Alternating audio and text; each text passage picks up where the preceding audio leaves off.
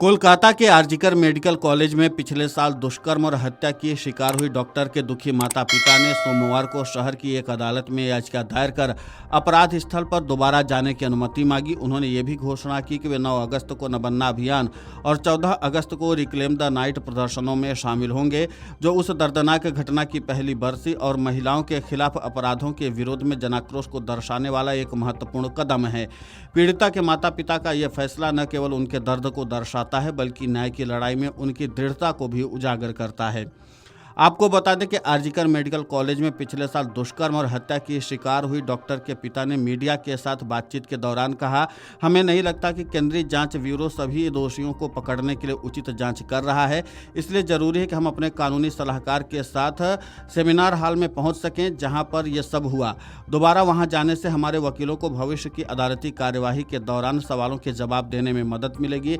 अपराध स्थल के बारे में कई सवाल पूछे जाते हैं जिन्हें मौजूदा वकील ने नहीं देखा है। उन्होंने आगे बताया कि कलकत्ता उच्च न्यायालय के न्यायमूर्ति तीर्थंकर घोष ने उन्हें घटनास्थल पर दोबारा जाने की अनुमति लेने के लिए सियालदह अदालत से संपर्क करने का निर्देश दिया था। आपको बता दें कि पीड़िता के पिता ने कहा कि हमने हाई कोर्ट में याचिका दायर की थी और गर्मा गर्म बहस के बाद इसे सीजेएम सियालदह को भेज दिया गया।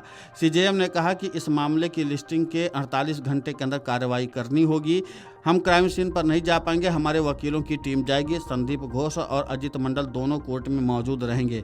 सीबीआई और राज्य सरकार के वकील भी वहां मौजूद रहेंगे। अगर आप सरकार के खिलाफ कुछ भी कहेंगे तो वे आपके साथ कुछ करेंगे। हम अपनी लड़ाई शांतिपूर्ण तरीके से जारी रखेंगे। इस पूरे मामले को लेकर के पीड़िता के पिता ने और क्या कुछ कहा है, आप खुद सुन लीजिए उन्हीं की जुबानी। जो एक पिटीशन हमने हाईकोर्ट में रखा था, हाईकोर्ट में जब पिटीशन रखा था उस टाइम में हाईकोर्ट बहुत गर्मा गर्मी हुआ। उसके बाद हाईकोर्ट का प्रधान विचारपति तीर्थंकर घोष ने, माननीय तीर्थंकर घोष ने इसको एसीजेएम सियालदा में भेज दिया और उन्होंने बोला एसीजेएम जब हम पुट करेगा ये मामला 48 घंटे के अंदर इसका सुनवाई करना पड़ेगा और कोई ना कोई डिसीजन उन लोग को देना पड़ेगा। आप लोग क्या क्राइम सीन में जाएंगे ना? हम लोग नहीं जाएंगे, हमारा एडवोकेट जो है एडवोकेट टीम जाएंगे। आज कोर्ट में जाएंगे आप लोग? हाँ, हम लोग कोर्ट में जाएंगे और संदीप घोष, अभिजीत मंडल वो भी इस केस का एक्यूज्ड है, उसको भी कोर्ट में लाएंगे और सारे किसी को कोई बात है कि नहीं है ये सुनने के बाद जज ने आज सुनानी करेगा, उसके बाद राय देगा। संदीप घोष रहेगा, अभिजीत मंडल भी रहेगा, दोनों ही रहेगा। हाँ, उसको इसलिए कोई ऑब्जेक्शन नहीं ना दे पाए इसलिए उसको बुलाया है। उसने इसके बारे में वो लोग क्या बोलता है, वो तो एक्यूज्ड है इस केस का, इसलिए उन्होंने उनको बुलाया, सीबीआई को बुलाया और स्टेट गवर्नमेंट का जो लॉयर होता है उसको भी बुलाया।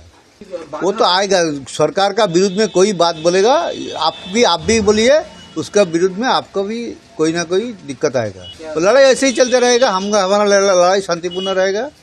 सबको बोलेंगे शांतिपूर्ण लड़ाई, सब एक साथ जुट कर दिखा दीजिए जो हम लोग इसका सामने है। ये जो दुष्कर्म आपका सरकार कर रहा है इसका विरोध में हम लोग रास्ते पे है। 9 अगस्त को सारे देश, सारे राज्य के आदमी को बताएंगे जिसका मेरा लड़की का जो अन्याय का विरुद्ध में लड़ना चाहते हैं वो सब एक साथ एकजुट होकर ये नवान्न अभियान को सफल करें। आपको बता दें कि पिछले साल मेडिकल कॉलेज के तत्कालीन प्राचार्य संदीप घोष पर अपराध स्थल के साथ छेड़छाड़ का आरोप लगा था, जब उनके हस्ताक्षर वाला एक आधिकारिक पत्र जो 10 अगस्त को जारी हुआ था ऑनलाइन सामने आया।